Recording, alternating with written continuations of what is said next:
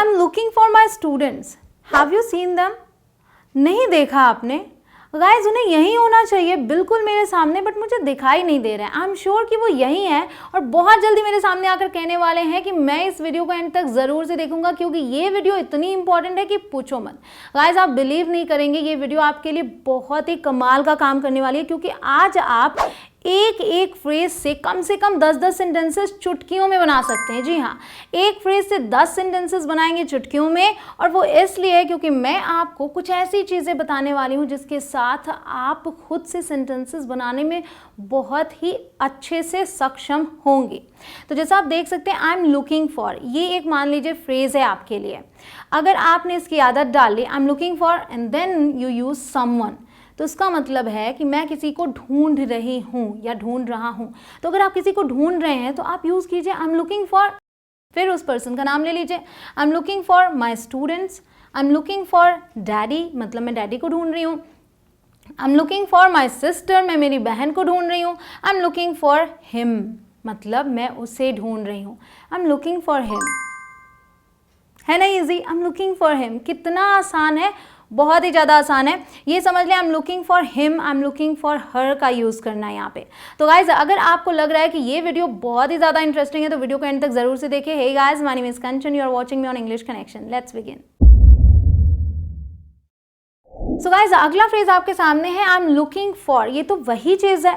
नहीं, थोड़ा सा फर्क है। यहाँ पर समथिंग है, वहाँ समवन था। वहाँ आप किसी व्यक्ति को ढूंढ रहे थे, यहाँ आप किसी वस्तु को ढूंढ रहे हैं। आई एम लुकिंग फॉर समथिंग, मतलब मैं कुछ ढूंढ रहा हूँ। तो गाइज अगर आप चैनल पर नए हो तो सब्सक्राइब कर ले चैनल को, क्योंकि ऐसी जो वीडियोज़ मैं हर रोज़ आपके लिए डाल रही हूँ वो आप हर रोज़ देख पाएँ, हर रोज़ इंग्लिश बोलना सीख पाएँ।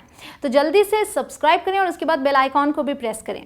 अब आते हैं यहाँ पर वापस से हम आई am looking for my keys, something की जगह हमने यूज़ कर लेना है उस वस्तु का नाम। I am looking for my keys, मैं मेरी चाबियाँ ढूंढ रही हूँ। I am looking for a pen, मैं पेन ढूंढ रही हूँ। I am looking for a battery, मैं बैटरी ढूंढ रही हूँ। है ना आसान? इस तरीके से आप बहुत सारे सेंटेंसेस बना सकते हैं। यहाँ पर मैंने मीनिंग लिख रखी है जो आपको अच्छे से समझ में आएगी। It's very kind of you to, क्या बोलना है आपको? It's very kind of you to, और फिर आपको यूज़ करना है V1, मतलब वर्ब की बेस फॉर्म, जो फर्स्ट फॉर्म होती है, जिसमें कोई SIS नहीं लगता, ना कोई सेकेंड फॉर्म ना थर्ड फॉर्म, सिर्फ और सिर्फ सिंपल आपको वर्ब यूज़ करना है। It's very kind of you to. अब इसका मतलब समझ लीजिए, ये आप तब बोलेंगे जब आपको कहना ये तो आपका बड़प्पन है जो आप ऐसा कर रहे हैं। देखिए यहाँ पे, it's very kind of you to join me. Yes guys, it's very kind of you to join me. I am sure कि आप ऐसे सेंटेंसेस को पढ़ चुके हैं, बट बोलते वक्त समझ नहीं आता कैसे बोलूँ, तो अब आप आसानी से बोल सकते हैं। It's very kind of you to join me, it's very kind of you to listen to me, ये तो आपका बड़प्पन है कि आप मेरी बात सुन रहे हैं। It's very kind of you to offer me the job, it's very kind of you to inform us what happen, ये तो आपका बड़प्पन है जो आपने हमें इन्फॉर्म किया कि क्या हुआ था। अब देखिए, आई प्रेफर, फिर क्या है समथिंग, फिर क्या है टू, फिर क्या है समथिंग। समथिंग को हम चेंज कर देंगे, जो चीज़ होगी उससे। हमें याद क्या करना है? आई प्रेफर डा टू डा, I prefer something to something.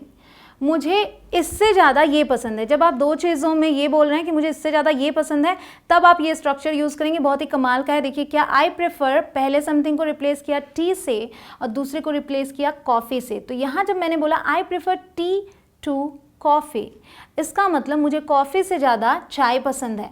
तो आई प्रेफर के बाद जो आ रहा है ना आपका, प्रेफर के बाद, वो है जो आप ज़्यादा पसंद करते हैं। आप ये मत बोल दीजिएगा I prefer coffee to tea, अगर आपको टी ज़्यादा पसंद है आप बोलिए I prefer tea to coffee. एक चीज़ नोट करने की है, यहाँ पे आप दैन का यूज़ नहीं करते, प्रेफर के साथ दैन नहीं आता, क्योंकि आप कह रहे हैं ज़्यादा पसंद है तो आप बोल दें I prefer tea than coffee, तो गलत हो जाएगा। I prefer tea to coffee. अब मैं आपको जो स्ट्रक्चर्स दे रही हूँ आई के साथ है, ज़रूरी नहीं है कि सिर्फ आई ही आएगा, हम इसको चेंज भी तो कर सकते हैं। हमें बताना है कि उसे कोई चीज़ ज़्यादा पसंद है, तो मैं बोल रही हूँ शी। अब शी है तो प्रेफर्स हो जाएगा, she prefers coffee to tea. I prefer tea to coffee, मुझे कॉफ़ी ज़्यादा चाय पसंद है और उससे चाय से ज़्यादा कॉफ़ी पसंद है। She prefers coffee to tea. Simple. I prefer home made food to street food. मुझे स्ट्रीट फूड से ज़्यादा घर का बना खाना पसंद है। I prefer normal water to cold water. मुझे ठंडे पानी से ज़्यादा नॉर्मल पानी पसंद है। क्लियर? इस तरीके से आप बहुत सारे सेंटेंसेस बना लेंगे। गाइज एक काम कीजिए कि एटलीस्ट एक सेंटेंसेस तो आप बनाइए, कमेंट सेक्शन में लिखिए, मुझे भी तो पता चले। जिसका कमेंट सबसे ज़्यादा अच्छा होगा, जिसके सेंटेंसेस बहुत ही यूनिक लगेंगे मुझे, मैं उसे पिन कर दूंगी। अब आते हैं यहाँ, देयर इज़ नो टेलिंग। ये तो बहुत इंटरेस्टिंग है, याद कर लीजिए। देयर इज़ नो टेलिंग, फिर आप यूज़ करेंगे क्वेश्चन वर्ड और फिर आप आगे की बातें कर सकते हैं। और इसका मतलब क्या? कुछ कहा नहीं जा सकता। There is no telling. There is no telling how, ये क्वेश्चन वर्ड है।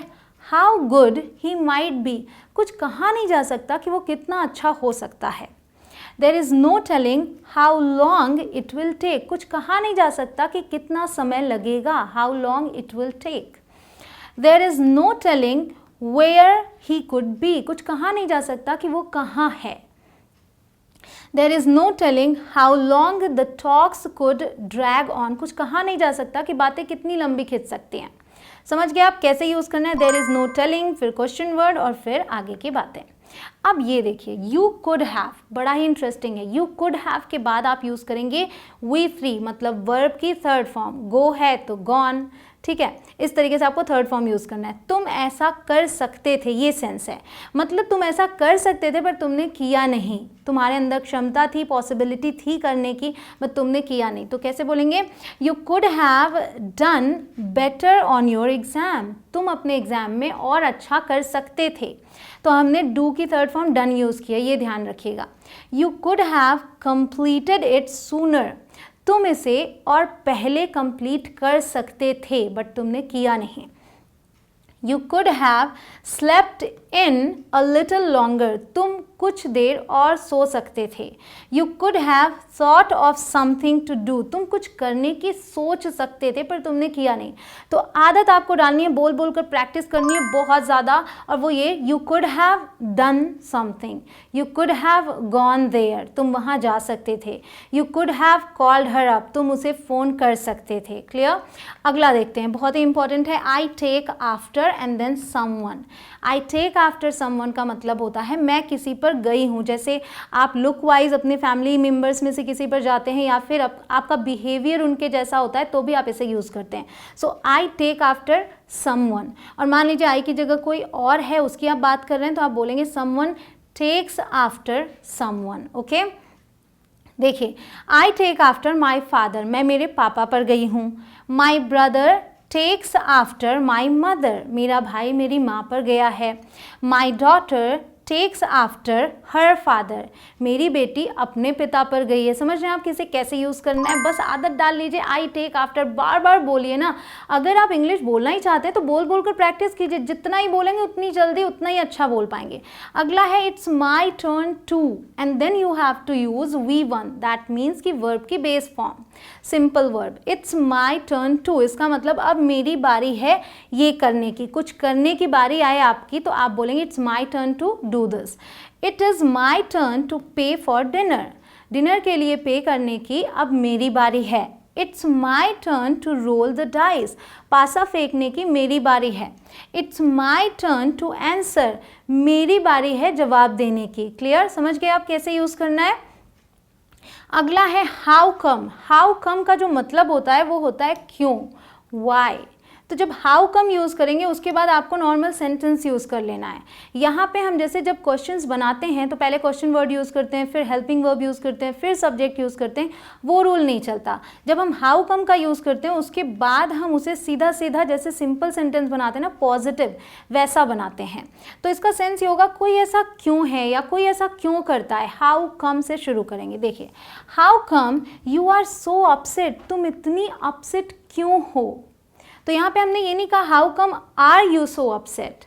अगर हम वाई का यूज़ करते तो हम बोलते why are you so upset, लेकिन हाउ कम के साथ हम इसको क्वेश्चन नहीं बनाते, इसको सिंपल ही रहने देते हैं। तो how come you are so upset, तुम इतनी परेशान क्यों हो। How come parents worry so much, मतलब माता पिता इतनी चिंता क्यों करते हैं। How come she will not come over, वो यहाँ क्यों नहीं आएगी। How come they never agree, वो कभी भी सहमत क्यों नहीं होते हैं। समझ गए आप। अब चलिए अगला है there is something wrong with. Guys मुझे इतना विश्वास है कि आप सभी एक एक फ्रेज पर एक एक कमेंट लिख रहे हैं कमेंट सेक्शन में। अगर नहीं लिख रहे हो तो अब लिखना शुरू कर दीजिए, वीडियो को पॉज कीजिए और लिखते जाइए। There is something wrong with और फिर नाउन।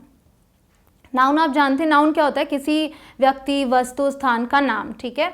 तो अब आ गए हम यहाँ, there is something wrong with का मतलब हो गया इसमें कुछ गड़बड़ है या इसमें कुछ खराबी है, कोई चीज़ खराब हो जाए या समझ नहीं आ रहा है कि क्या गड़बड़ी है, तब आप बोलते हैं इसमें कुछ गड़बड़ है, पता नहीं है ना क्या है तो कुछ बोल दिया। So there is something wrong with, there is something wrong with my car, मेरे कार में कुछ खराबी है। There is something wrong with my mobile, मेरे मोबाइल में कुछ गड़बड़ी है। There is something wrong with my pen, pen चल नहीं रहा। There is something wrong with my pen. There is something wrong with your dog, अगर जो डॉग है वो ठीक तरीके से बर्ताव नहीं कर रहा है, मान लो बहुत ज़्यादा वो रन करता रहता है इधर उधर, तो अभी वो सो रहा है, परेशान सा दिख रहा है आपको, तो आप बोल सकते हैं there is something wrong with your dog. अगर आप मुझे बताना चाहते हैं कि आपको ये वीडियो पसंद आई तो आपको 3 काम करने होंगे। पहला, वीडियो को लाइक कर दें। दूसरा, शेयर कर दें सभी के साथ ताकि सबको आसान लगे इंग्लिश, सब समझ पाएँ कि कितनी आसानी से आप सेंटेंसेस बना सकते हैं। एक नहीं 10-10 सेंटेंसेस बना सकते हैं या फिर उससे भी ज़्यादा। तीसरा काम आपको करना है कि कमेंट सेक्शन में लिख के मुझे बता दीजिए कि ये वीडियो आपको कैसी लगी। अगर अच्छी लगी हो तो वो भी बता दीजिए, अच्छी नहीं लगी तो वो भी बता दीजिए। मिलती हूँ आपसे अगले वीडियो में। इसी तरीके से आपको सिखाती रहूँगी इंग्लिश बोलना, बस आप प्रैक्टिस करते रहिए। जय हिंद।